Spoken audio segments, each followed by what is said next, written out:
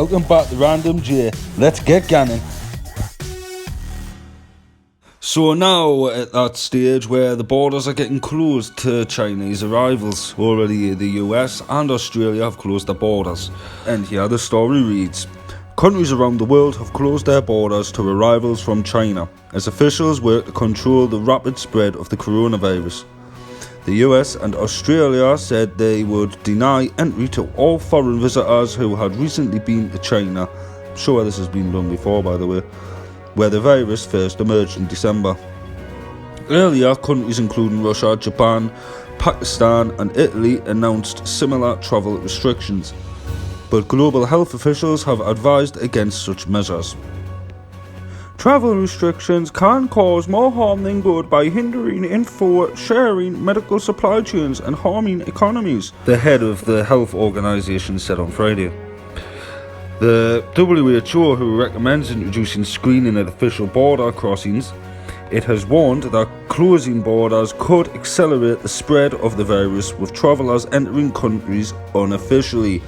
Illegal immigrants. China has criticised the wave of travel restrictions, accusing foreign governments of ignoring official advice.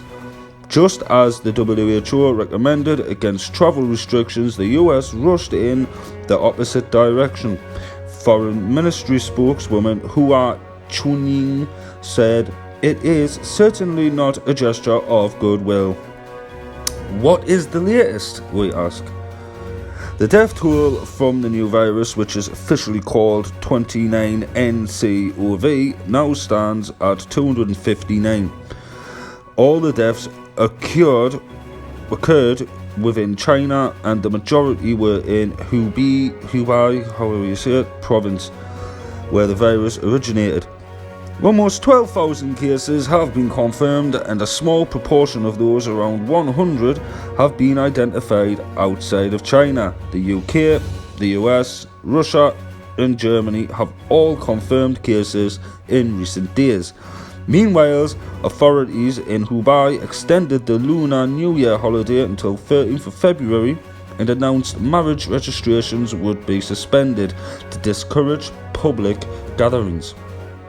China started celebrating the holiday on the 24th of January, and Chinese officials had already extended the break in an attempt to postpone travel by large numbers of people as they return to work.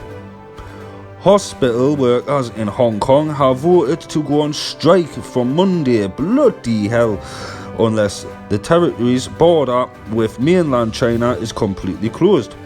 The Hong Kong government has refused to do so, and I think they've made a typo here, citing WHO recommendations. What? The number of coronavirus cases worldwide has overtaken that of the similar SARS epidemic, which spread to more than 24 countries in 2003. But the mortality rate of the new virus is much lower than that of SARS, which has led officials to believe it is not as deadly.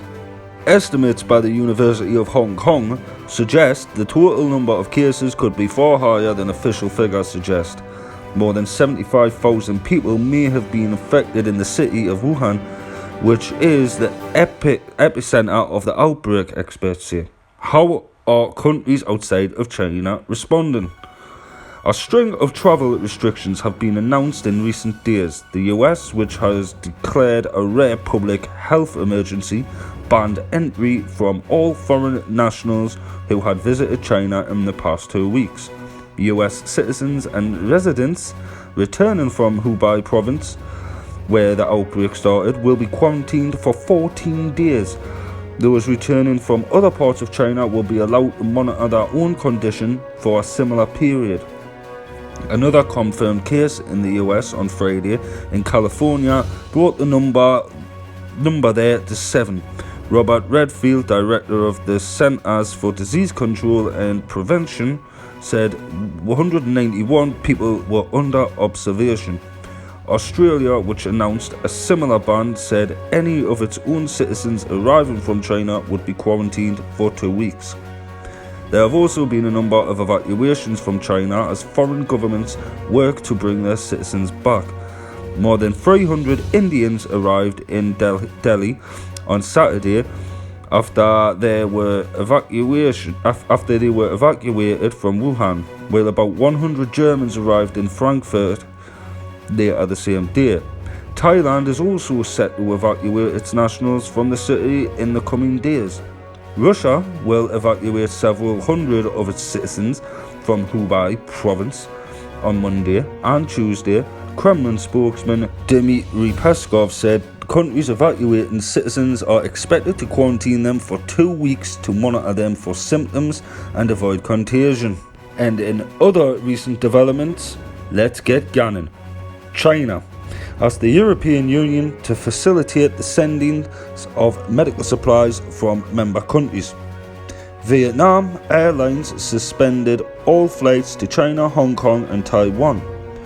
Other airlines including Qantas, Air New Zealand, Air Canada and British Airways cancelled or scaled back flights.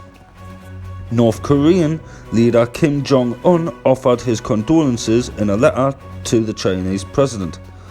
Hotel chains including Hyatt, Radisson and Hilton extended their cancellation policies for guests travelling to China. Apple said it would temporarily close its stores in China. The UK announced it would pull dozens of foreign office staff out of the mainland. Russia said 2 Chinese citizens had been placed in isolation after they tested positive for the virus. Germany, Italy and Sweden confirmed further cases in Europe. Singapore closed its borders to all travellers from China. So, all that being said, the coronavirus outbreak is all but grinding this economic juggernaut to a halt. And this is where it's going to get slippery with my tongue. Tianjin, an industrial port city of 15 million people, is the latest metropolis to announce that all non-essential business should stop. Beijing, Shanghai, Chongqing are lifeless and compared to their normal selves. There is a feeling that the entire country is being placed in isolation, with international airlines halting mainland China connections and other countries declaring that Chinese passport holders will be denied entry for the time being. Yet in some respect, these governments are following China's lead after it locked down the entire province of Hubei where the virus emergency started. Most people seem to welcome the decisive action from the government, given the circumstances, but officials in Wuhan are being slammed for their slow response in the early stages. Some even worked to prevent the news getting out. And as if to illustrate how quickly this virus can spread, a doctor who was one of a group of whistleblowers who tried to sound the alarm in December says he now has the virus himself. That is just potluck.